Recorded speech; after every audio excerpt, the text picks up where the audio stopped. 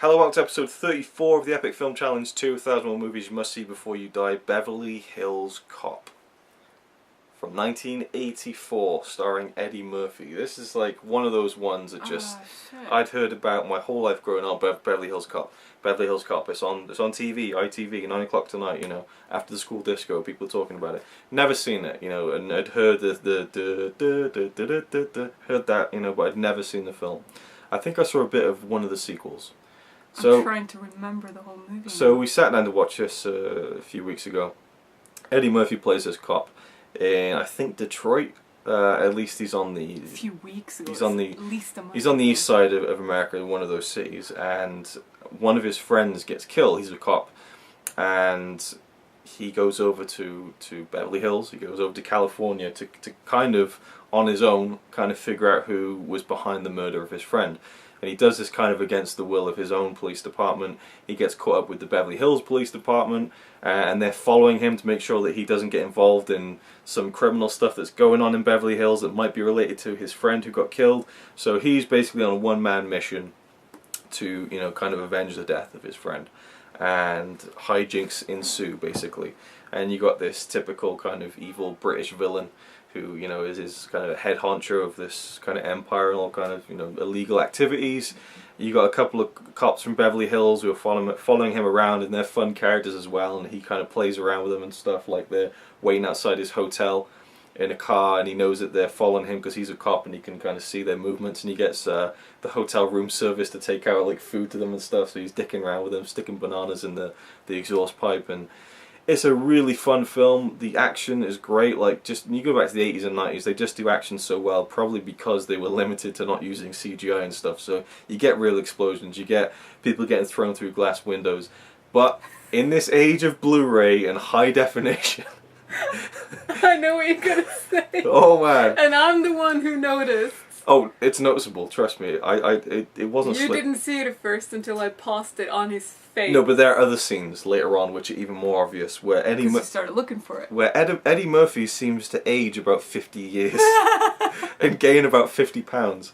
And there's this old black dude who is doing all his stunts. Like, there's a bit where Eddie Murphy throws a guy onto a table. Oh my god. And they use a stunt guy just to do the throwing motion. Like, there's no danger involved. And yes, you see, right, bang, pause it. That is an old black dude. Oh That's not Eddie Murphy. Although sometimes you'd see him doing jump and stuff, so he'd do some of it, but some of it he wouldn't. And so the stuntmen are really obvious in this. And you kind of get that with other films, like in Terminator 2, there's a really obvious one. So yeah, with Blu-ray, it's great to see everything and all the details, but sometimes not so much. It's kind of... But it makes it a whole lot more fun because it's a comedy. It's kind of okay. Yeah, you can get away with it. You know, Terminator is supposed to be more serious and Yeah. stuff, you know? It's like, action, but this is action comedy. But it's Eddie Murphy. I just feel like this film would be enjoyed so much more like at like 2 o'clock in the morning on an old TV, on like a fuzzy VHS copy, like this real 80s late night movie. I enjoyed it more just because of that. I wonder what his name is. Eddie Murphy is brilliant in the film. He's just so funny, you know. I mean, he's just great. I love him. He's the same as... Yeah, same as... He's Eddie Murphy. You know, he's great. It's like Meg Ryan is the same character in every movie almost. He's not... I don't know if he's like my favourite, like, you know, comedy actor, but he's...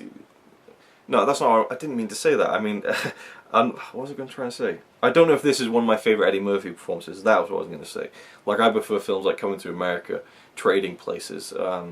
But this one was still really, really enjoyable. Just such a blast, really fun. And also, one thing I don't know if I liked or disliked was that the Axel Foley, that's his name, Axel Foley, the Axel Foley theme, you know, it kept going a lot. They use it like every 5 minutes. It's always, but I kind of liked it. Like, at no point was I feeling like, oh, this is getting annoying. But I did feel like they're using this the whole film. You know, like in Top Gun.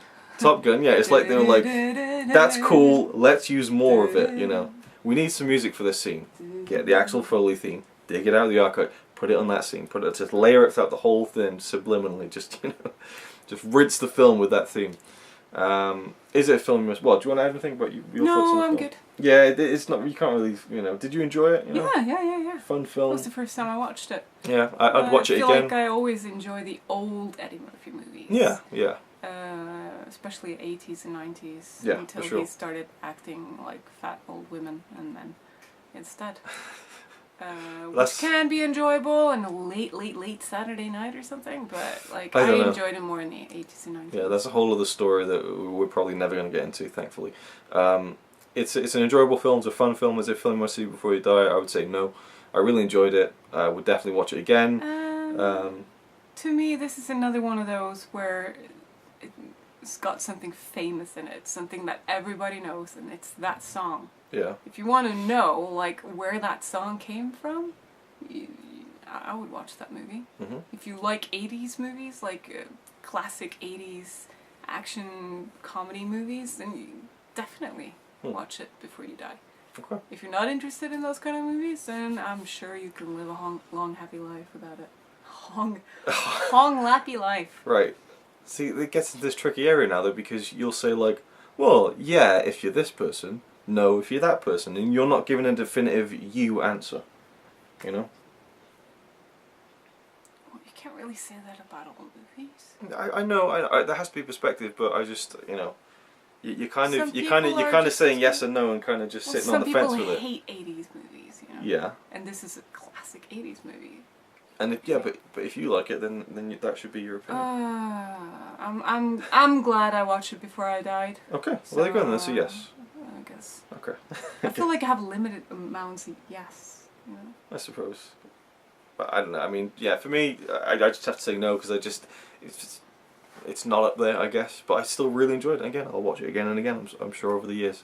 I don't know why I'm compelled to say no, but I just am, I suppose. So. It's a song, isn't it? What?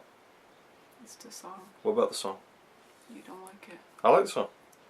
I'm kidding. It's got nothing to do with the song. Alright, good. Right, good. Yeah, I don't know, just like, I don't think Trading Places is in the book, I don't think Coming to America is, and I find those funnier films, and yeah, it's like with me and You Got Mail. Yeah, isn't... I'd rather trade it with it. Isn't this the one where he's laughing all the time and he's got that really weird like... He does that in all movies. Does he? Yeah. I don't know. That's his laugh. I don't feel like I've seen that a lot. I don't feel like I've seen that a lot. I don't know. He laughed like that in Nutty Professor too. Maybe. It's been years since I've seen those films. It's his laugh. Okay. Right. It's like me with my silent laugh, you know, where it sounds like I'm about to die. I don't think Trading Places is in the book, but if it was, then that would be one that I would say yes. So it kind of... Huh? Is he in that? Yeah, him, Dan Aykroyd. It's a brilliant brilliant film. film. They trade places. Just brilliant. I mean, okay, let's not go into that because we've already talked about this movie for a long time. Like I say, the Beverly Hills Cop, the plot just flows through you. It's fairly simple on that. It's a very enjoyable film, but not one you must see before you die, I would say. Thank you for watching. We'll see you in the next one.